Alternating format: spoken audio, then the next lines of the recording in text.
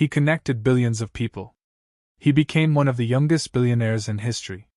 And somehow, he also became one of the most hated men on earth. This is the story of Mark Zuckerberg, and why so many people turned against him. Mark Zuckerberg didn't build rockets. He didn't cure diseases. He didn't promise magic. He built something far more powerful: control. To some, Mark Zuckerberg is a genius who changed communication forever. To others, he is the billionaire who sold privacy, fueled division, and hid behind apologies. And the truth lies somewhere in between. Mark Zuckerberg was born in 1984. He was quiet, highly intelligent, and obsessed with computers. While other kids played sports, Mark wrote code. By the time he reached Harvard, one thing was clear. He didn't just understand technology. He understood people. In 2004, Mark launched a small website from his dorm room. It wasn't called Facebook yet. It was exclusive, addictive, and designed to spread. Within weeks, it exploded. Students loved it. Universities wanted it. Investors chased it. And just like that, Mark Zuckerberg was no longer a student with a laptop. He was a threat. From the very beginning, controversy followed him. Former classmates accused him of stealing ideas. Lawsuits followed. Friendships ended. Facebook survived. The relationships didn't. As Facebook grew, so did its influence. People shared photos, thoughts, opinions, private moments. What most users didn't realize was this: they weren't the customers. They were the product. Facebook collected data. Every like, every click, every pause.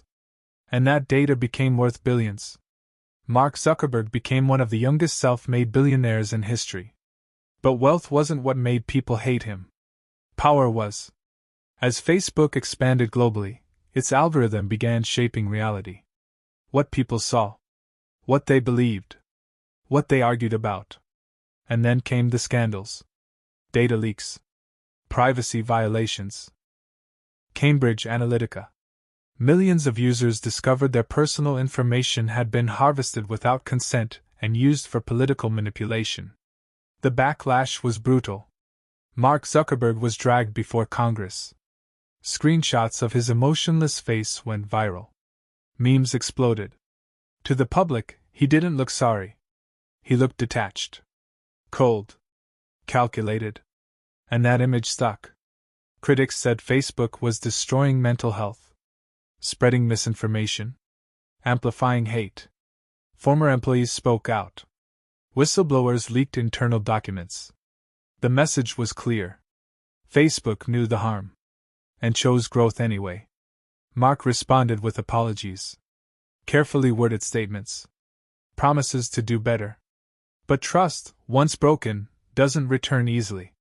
To many people, Mark Zuckerberg became a symbol, not of innovation, but of unchecked power. A billionaire who controlled attention, influenced elections, and profited from chaos. Then came the metaverse. While the world struggled with real problems, Mark rebranded Facebook into Meta and poured billions into a virtual future. To some, it looked visionary. To others, it looked disconnected from reality. The hate grew louder. So why is Mark Zuckerberg so hated? Because he represents a new kind of billionaire. Not loud. Not flashy. Not emotional. But silent. Watching. Collecting. He didn't force people to use Facebook. He designed it so they couldn't stop. And that scares people. Yet here's the uncomfortable truth. Facebook didn't grow alone. We fed it. We shared.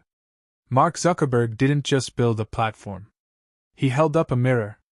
And many people didn't like what they saw. Today, Mark Zuckerberg is still one of the most powerful people alive.